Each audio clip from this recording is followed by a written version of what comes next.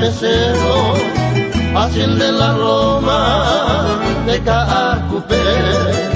Campana de bronce tocando oraciones, llaman a los fieles con un canto dulce para el bien mover.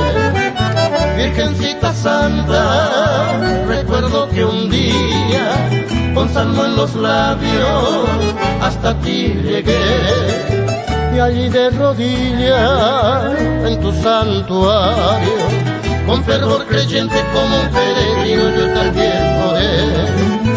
Oh Virgencita de los milagros, tú que eres buena, oye mis ruegos, vengo a pedirte que tú perdones lleguen a mí.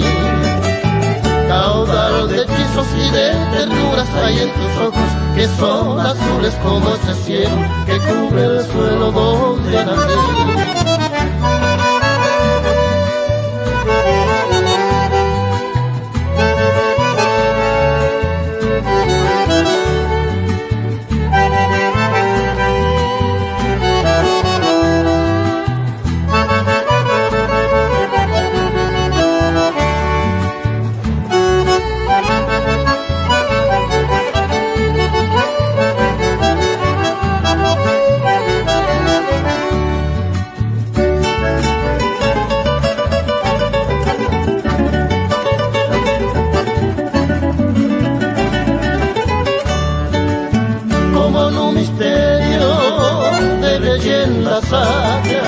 De un tiempo remoto que no ha de volver, evoco tu imagen que es la de mi raza, estirpe serrana, virgencita india de Caacupé.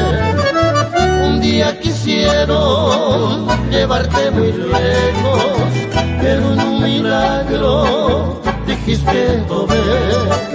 Desde entonces ciego, creyente y sincero, tu pueblito humilde, Virgencita Santa, se postró a tus pies. Oh Virgencita de los milagros, tú que eres buena, oye mis ruegos, vengo a pedirte que tú perdones lleguen a mí.